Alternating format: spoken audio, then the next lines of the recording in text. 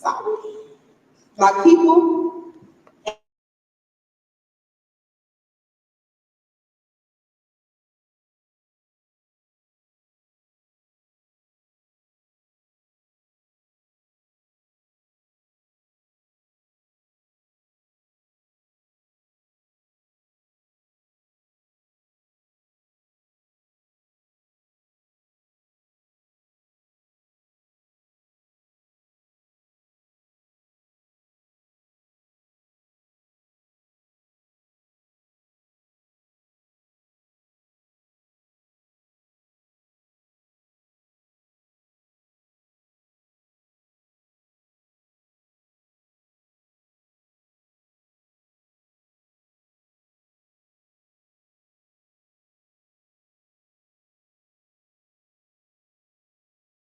Builder.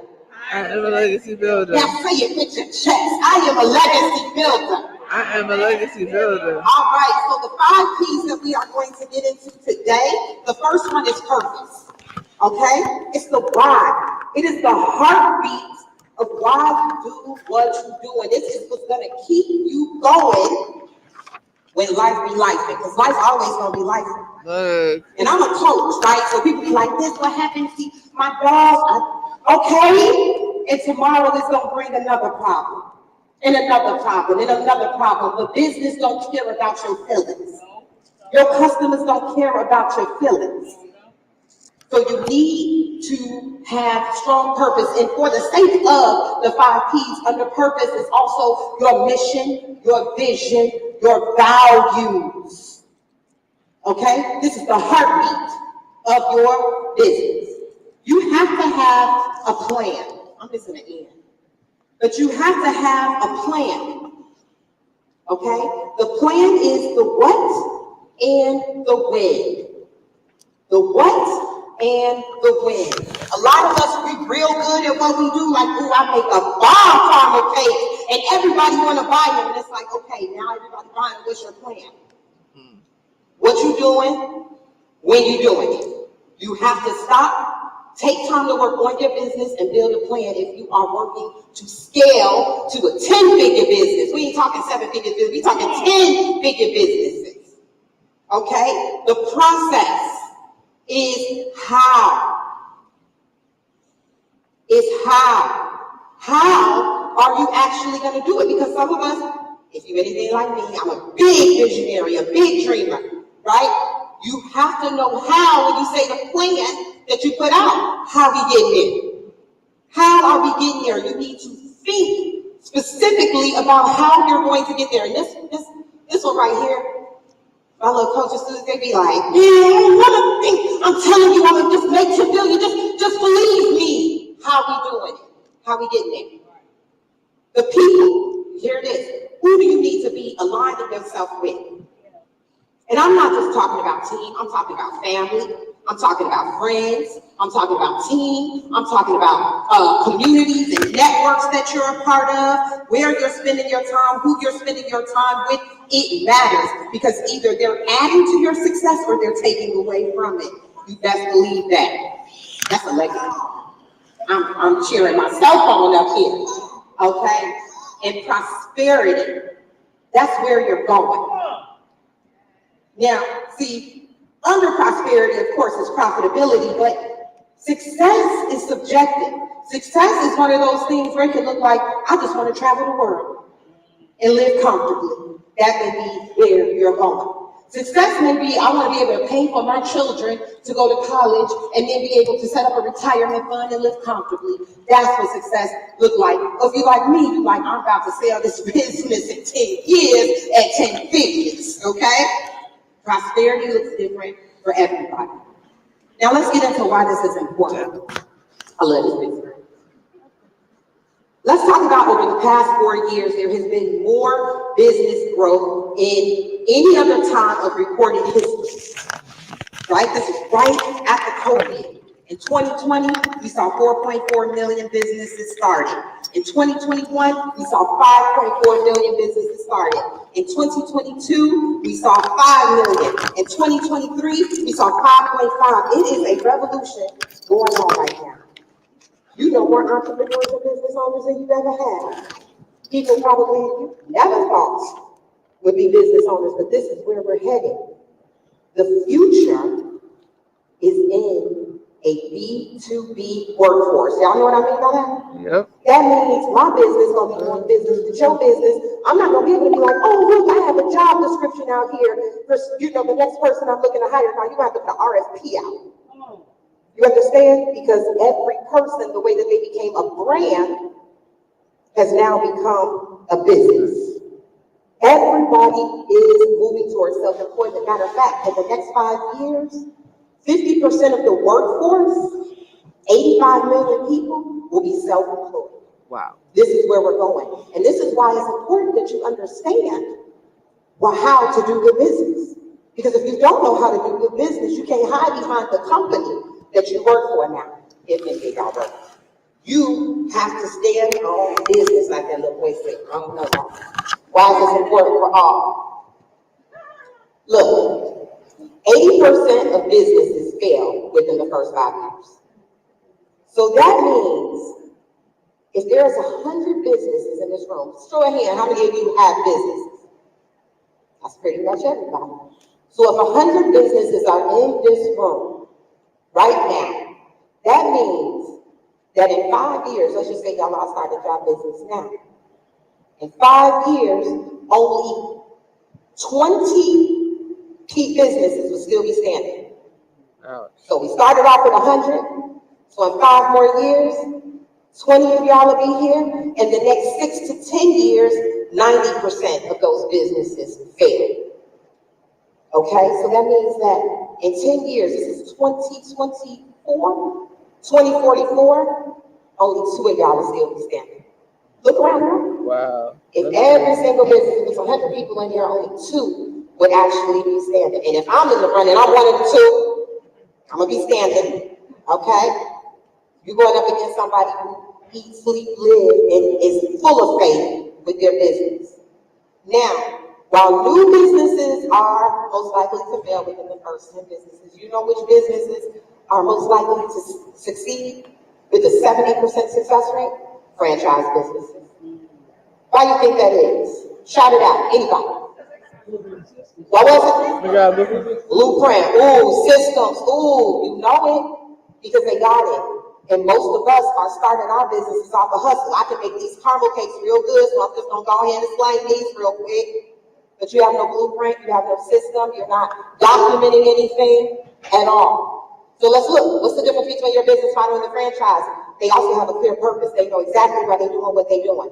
Chick-fil-A, I don't care if you go to the one here or you go to one in Texas. A purpose is the same. Everybody is operating off of the same purpose. They're operating off of the same plan. Somebody said a blueprint. They have a blueprint to follow. So as soon as you buy a Chick-fil-A, you are given the blueprint to follow in order to be successful. The next is they have efficient processes. This is how we gonna make this real good chicken sandwich. This is how we gonna make these waffle fries every single time. This is how we're going to greet our customers every single time they show up. That customer service be bomb. Okay, and they know, I say a people avatar, they know exactly who you are as their customer, and they know exactly who they need to hire and bring aboard. Okay, so they're real clear about the people they need to be aligned with. And then they have proven profitability. So if I spend $25,000, whatever it is on the Chick-fil-A, I know that I'm going to 10x, what I invested. My return on investment is going to be great. Now, why is this important to the Black community? Because it leaves a legacy. Are we about to get into it? I'm just gonna give y'all a quick screenshot, okay? There are 33 million plus businesses. Only 3.12 million of those are Black-owned businesses. We generate about 141.1 billion in net revenue, which is an 11% increase since 2017, considering that we, Black people, specifically Black women, have led in starting businesses more than any other group of people in this country. So right now, we're carrying it, ladies, we're carrying it. Now, the problem is that only 2.4% of these businesses, of the 3.12, have employees. So that means that most of us are working alone. How many of y'all work by yourself? Don't have a team? Okay. I'm proud. That means some of y'all out here getting team members. I love it. Okay. 2.6, I don't know what happened to my PowerPoint with the transfer, but 2.6 million are Black women-owned business. But here's this number. 68% are micro businesses. You know what a micro business is? Super small and not making enough. It's small. That means that they don't make more than $250,000 a year. And for some people, they're like, oh, that's good. $250,000, y'all good with $250,000? No. You heard Kiana speak that earlier. The 68% of Black women-owned businesses are micro businesses. So our businesses are super small, don't make over $250,000, and do not have, most likely, don't have teams. So we typically out here on that superwoman, independent woman thing, running our businesses, not hiring the help that we need, and we are not able to scale in that way. Another quick, why is this important to us? 2017, it was stated that the median wealth for Black Americans will fall to $0 by 2053. Who believe that? Y'all believe that? I thought you was a legacy builder, though. A lot of people don't own their homes or buy their homes, they rent. Yeah, but we legacy builders, right? Yeah. We're sitting here, so that means that this thing can change around. This is a statistic that they say, but guess what happened? COVID happened. And when COVID happened, actually, Black families' net worth has actually grown. We started more businesses. This stat, that 27, that happened before, that stat came out before COVID, but COVID changed things around for our community. We started buying more real estate. We started starting more businesses. So now we're on an upward trajectory, and we just got to keep that going by being very strategic in the way that we operate and handle and do business. So it was stated that if we focus on these 4 things, we can actually take complete control of the growth in our businesses and our community. The first one is real estate. Somebody said that. Second one is income. Third one is 401ks. The other stocks and investment. How many of y'all was on for virtual day yesterday? You heard Ernest talking about the investments and getting involved in that. We have to do that. Today I'm here to talk about business. Now this is gonna get real personal. I don't want no teary eyes, and excuse me if I get a little emotional. But why is this important for you? That's me, pregnant with the 1-year-old. God's surprise baby for me. I thought it was menopause, y'all. I was in denial for a while, but it was not. It was my little Yemi. And here I am, full-fledged pregnant. I gave birth a few weeks later. This is me also. Jesus. I almost died during childbirth. I did not get to see my baby for a few days. I was out. Birth went fine, but as soon as she was here, I was not. And my husband had to make a lot of life decisions for me. That meant I was out of my business for months. That's Yemi. So I was out for about 4 months. 4+ months from my business. How many of y'all can be out of your business for 4+ months and still make money? How many? I'm just show of hands. That's 1 person, 2 people in this room. That means that if you would have experienced what I experienced or anything close to what I experienced and anything life-altering, you would have lost everything you worked really hard to build. Because if you are not able to walk away from your business, that means that you do not have a team. You do not have plans, processes, systems in place that allows you to walk away when you need to walk away. What kept me aware of what was going on in my business is I have data, which is very important as well. But I'm back now. I'm here. I'm on this stage. And we're about to get into this lesson today. Okay. First thing, I have a personal mission to help businesses improve and come up with fail-proof plans, efficient processes, the right people, consistent profitability and prosperity. The first thing about purpose is, and I want you to write this down, there's a section in your books where you can, or you can write it on a paper, you can do it in your phone, you can do whatever it is. The purpose, I want you to answer why you are doing what you do. Answer, just answer it as I'm talking, think about it. And the exercise in the book actually guides you through this. I want you to list up to 3 reasons why you do what you do. And tell me why it matters. And what happens if you don't do it? Why are you the person that have to do what it is that you say you've been set out to do? So for example, for me, now that we are starting businesses faster than any other time in recorded history, I want small businesses, especially Black-owned businesses, to live and thrive in intentionality, order, efficiency, and support, helping to bolster our economy and improve lives for greatness to come. That's my purpose for doing what it is that I do. I'm very clear. Some of us be like, because I want to make some money. Guess what? As soon as you ain't making no money, you're running back to somebody's job. So your purpose has to be bigger and greater than just money. Your vision has to be big. It has to match your faith. We just heard that. The big picture, where are you going with your business, short term and long term? So first start with your long term. What is the long term vision? I'm gonna give you an example up here. Right, so by 2035 for me, I wanna have the largest social platform for the emerging business-centric workforce. I want to have 10 million subscribers on that platform. I want to double the 5-year lifespan of new businesses from 20 to 40%.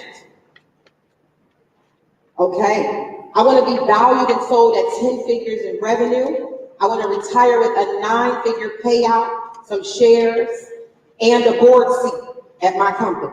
You see how specific that vision is? You have to be very specific with your vision. Just start writing some bullets down of what your vision, where you're going, where you see yourself. Because a lot of us, I say, where do you plan on being in 10 years? And like, I don't even know where I'm gonna be in the next 10 months. I'm just trying to make money. And there is absolutely no way that you can run a business without knowing where you're going, because you'll just be going in circles over and over and over again. So the long-term professional goal is to be the largest global AI-enabled social platform designed to support the emerging B2B workforce with opportunity matchmaking, resources, upskilling, scaling, and management tools, right? So that's the long term for me, right? The first one was my vision that I see for my business and myself. What kind of life do I want to live? How do I now take that and make it into a long-term vision for my professional long-term vision, and then a short-term, what do I have to achieve in the next year to make that happen? Because if you know where you're going in 10 years, what do I have to be doing right now to make that happen? And so that means I have to launch and test phase 1 of this app as a prototype. So I'm giving you an example. So write the 10-year and base your vision off of how you want to live your life and what you want your company to achieve. And then break that down into what do I have to be doing right now to make that happen. So in your workbook, it asks, what's the big vision for your life? And how will your work get you there? Where are you headed? Get specific, spare no detail, be very, very, very detailed in this. Most of us are not. This also includes your mission. How many of you have a mission for your business? Okay, pretty good. What is your product or service, for whom, and the impact it will have? Example, to help increase the lifespan and revenue of small business owners through proper planning, process efficiency, and quality connections, whether that be with talent, clients, or partners. That's my mission. It's clear. It's to the point. What is your product or service? This is what your mission answers. What is your product or service? Who do you serve? And how does your product or service improve the lives of your clients? What is the impact that you're going to have? All of this is in your workbook. Your values. This is so important. How many of you like working for yourself? Yeah, that pay real good. That time off is, you get all the PTO, them health benefits. They cracking, ain't they? You working, what, 20, 40 hours, or are you working 80 hours? A lot of times I ask people, do you like working for yourself? They say yes immediately because they have the freedom to work for, I'm my own boss. Yes, we all love that. But would you do what you do for your business for someone else? Would someone else want to be hired to come work for you if they had to do what it is that you do? Will they work the same amount of hours? Will they take the pay that you have? Do you have the benefits, the time off? So you have to create a value system that absolutely makes sense. For us, when people come into our community, we all operate off the same values. Leadership, legacy, leadership, integrity, freedom, talent, team. This is where we align, and this is why people stay, because they understand that we're all operating off of the same value system. So what values has your company created that you live by, and as you continue to build your team, they can live by? What are the great values that people recognize in your business, and why? What are the values you admire in your favorite businesses, and why? What are the character traits you, your team, clients, or partners must have to work with them, and why? Build up your value system, and all of this is part of your purpose. This is the heartbeat. This is what's going to keep your business going. This is what's going to keep you going when things get hard. This is what's going to keep your team working for you and with you. Next one, y'all got that? Because you know we got to do this in a quick way. The next one is plan. Now you heard the great pastor before me talk about SMART plan. Y'all know about SMART? Specific, measurable, attainable. We're about to break it down now. This is what it looked like, that first S. This is how I break it down. Think about what your specific goal is. So now you understand your vision, where you're going. It's time to start breaking down that plan. So what are the things that you specifically have to do? So for me, for example, I said I need to launch this app. So the specific goal is I need to raise $25,000 to launch and test this prototype. That's a very specific goal. Now I'm going to go to the A in this SMART. Is that attainable? What do I have to do in order to actually make this happen? I got to apply for applicable grants of $5,000 or more. I may have to do family and friends crowdfunding for $10,000 or more. I may have to go for bank loans that's $10,000 or more. And I may be willing to bootstrap 50% of the capital needs. But you see how specific that is? Some of y'all be like, I need to raise $25,000. I'm going to apply for that $1,000 I seen. And that's all you got. That's part of your plan. That's it. So you have to be very specific in order to see if it is realistic. So how much time do I have? Okay, so by April 30th, 2024, do I have to raise this money? I have done that. I've done it because I'm very specific about my goal. It's done. I came in knowing done before the actual time. How do you measure this? So a lot of us put stuff out there and we don't hold ourselves accountable on how it performs. We don't put measurables in place. So basically, I'm saying, here's my specific goal. This is what I have to do it. But how am I going to see if I am on path to actually achieve that? What are my key performance indicators? In this case, I have a minimum of 5 grant applications per month. Did I do that? Yes. I have to share my crowdfund link. Did I do that? Maybe I got to take out a small business line of credit. Did I do that? And I have to have the money to fund the first 50% of the prototype. So these are the things that help me measure whether or not I am on path to hit my goal. You guys following me? Yes. You follow me? Say yes? Yes. Okay. Is it realistic? Yes, it is. This is how you determine whether or not your goals that you set for yourself are realistic. This is the activity that you need to put in place. So you're like, I'm about to hit a mill this year. year. You have to say, what do I specifically need to do? How am I going to attain that? Who are the people I need to meet? What loans? How much business do I have to sell? Kiana broke down how much you have to make in a month for $1 million. She was like, anybody know this? I'm telling you, y'all. I lived it. I woke up every morning before I hit that first meal, like, okay, 82,300. Let me look at my book. Okay, 60,000 this month, 70,000 this month. I was on top of my numbers. I was living it. I was eating it. I was breathing it. And I still do to this day because I'm, on the long journey to the 10 figures, right? So how much money do I have to make? You have to have specific things for a plan. The process is answer how. Now, this is where everybody be kicking me, right? Because this is what you need to document. When you start talking about building and bringing in a team, you need to have your processes down. Step one, you have to identify what departments you have. Step two, you have to identify what task happens in those departments. Step three, you have to identify why those tasks happen. Step four, I don't know what happened. Step four, you have to identify when those tasks happen.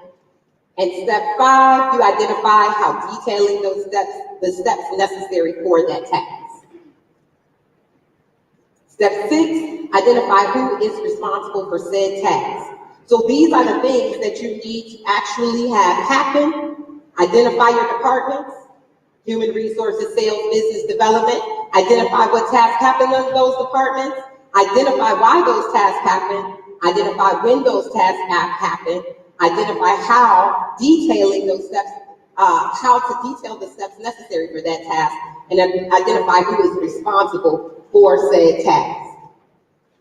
Okay, I'm gonna skip through this. You can see in your workbook this example.